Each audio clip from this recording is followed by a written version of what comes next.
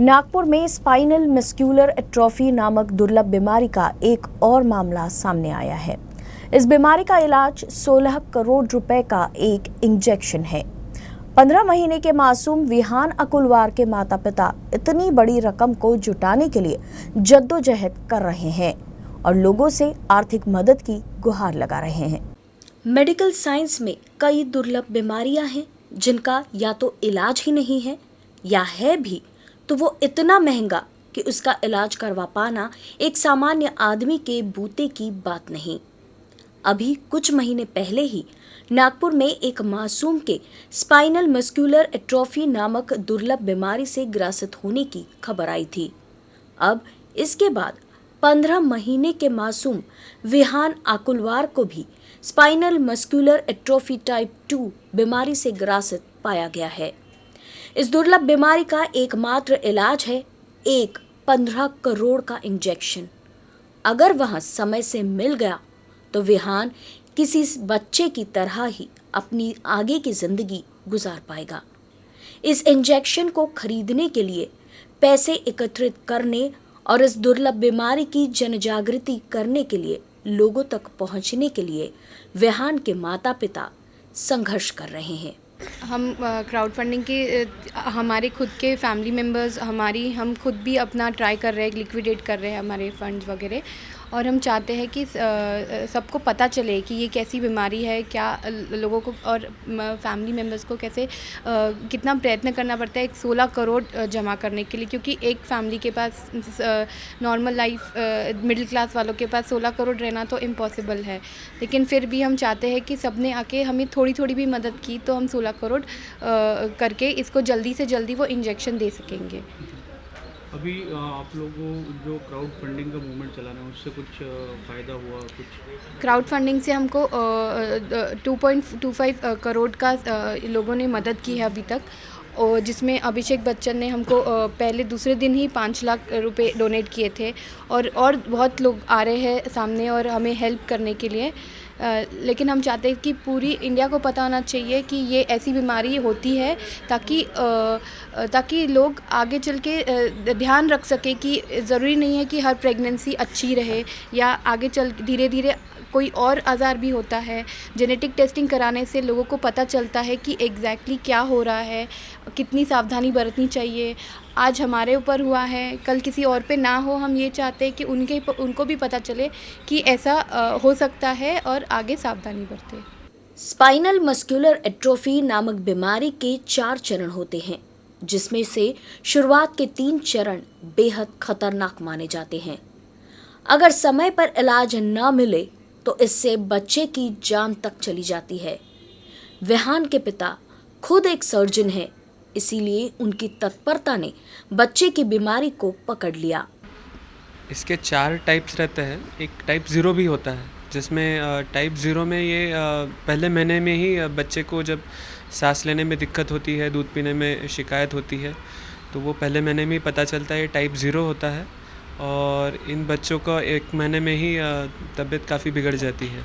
दूसरा टाइप होता है जो टाइप 1 होता है, जिसमें पहले 6 महीने में पता चलता है, जिसमें दूध पीने में या फिर सांस लेने में बच्चे को दिक्कत होती है। तो ये भी काफ़ी डेंजरस है, यानी अगर उपचार नहीं किया गया तो इन बच्चों को भी 2 साल भी जीना मुश्किल होता है इनका। और ये टाइप 2 है उसके बाद, जो 6 महीने से लेके 18 महीने के बीच में बच्चे को सिम्टम्स आना चालू होते हैं, यानी तकलीफ़ होना चालू होती है। और उसके बाद टाइप 3 होता है, जिसमें 18 महीने के बाद बच्चे को कुछ तकलीफ़ें होना चालू होती है। ये बच्चे चल भी सकते हैं, उसके बाद उनको ये दिक्कत होती है। और टाइप 4 होता है, जो काफ़ी बड़ी उम्र में ये तकलीफ़ होती है, तो वो लोग लगभग अपनी एक नॉर्मल ज़िंदगी जी लेते हैं। तो ये बीमारी होती क्यों है? मतलब क्या ऐसा? ये बीमारी होती है क्योंकि SMN जीन जो होता है, स्पाइनल मस्कुलर एट्रोफी का जो जीन होता है वो मिसिंग होता है। जो जीन एक प्रोटीन बनाता है जिसके वजह से नर्व्स को जो खास करके जो मांसपेशियों को कंट्रोल करते हैं, ऐसे नर्व्स को ज़िंदा रहने के लिए वो प्रोटीन की बहुत आवश्यकता होती है। वो प्रोटीन बनता नहीं है। एक्चुअली इसमें दूसरा एक जीन है जिसकी कॉपीज़ रहती है, तो वो कॉपीज़ कितनी है उस पर से वो टाइप डिसाइड होता है। जो टाइप 0 है उसमें कुछ कॉपीज़ नहीं होती है, तो वो काफ़ी सीरियस डिसीज़ होता है और पहले महीने में ही बच्चे की जान को धोखा होता है। टाइप 2 के बच्चे टाइप 1 के बच्चे जनरली 2 साल अपना दूसरा जन्मदिन भी नहीं देख पाते हैं। टाइप 2 के बच्चों को लगभग 3 कॉपीज़ होती है, तो इनको काफ़ी सी तकलीफ़ें होती है। और टाइप 3 और टाइप 4 लगभग अपनी नॉर्मल ज़िंदगी जी लेते हैं कुछ तकलीफ़ों के साथ। इस बीमारी से ग्रसित बच्चों के शरीर में स्पाइनल मस्कुलर एट्रोफी नामक जिन नहीं होता है।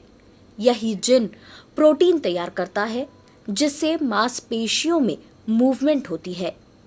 16 करोड़ के इंजेक्शन से आर्टिफिशियल तौर से जिन को शरीर में छोड़ा जाता है। इस इंजेक्शन के मिलने के बाद शरीर में प्रोटीन तैयार होता है और शरीर की मांसपेशियां सामान्य रूप से काम करने लगती है। बीते कुछ वक्त से इस बीमारी के कई मामले देश भर में सामने आ चुके हैं। इसके पीछे की वजह से जन जागृति। इस बीमारी का पता जेनेटिक टेस्ट की वजह से ही होता है, जो देश में सिर्फ एक जगह बेंगलोर में होती है, जबकि इंजेक्शन भी दुनिया की एकमात्र कंपनी बनाती है। इस बीमारी को लेकर दुनिया के कई संपन्न देशों में बेहतर उपाय योजनाएं हैं, इसीलिए वहां इससे ग्रसित होने वाले बच्चों को बचा लिया जाता है। हमारे देश में तो हालत ये है कि मेडिकल इंश्योरेंस में जेनेटिक बीमारियों का रिस्क कवर ही नहीं है और ना ही सरकार की कोई ऐसी योजना जिसके माध्यम से यह इंजेक्शन हासिल किया जा सके। इसीलिए सामान्य आर्थिक परिस्थिति वाले विहान के माता पिता 16 करोड़ रुपए हासिल करने की जद्दोजहद कर रहे हैं।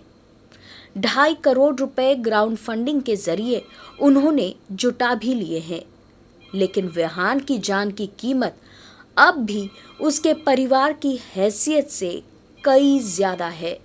इसीलिए गुहार समाज और सरकार से है।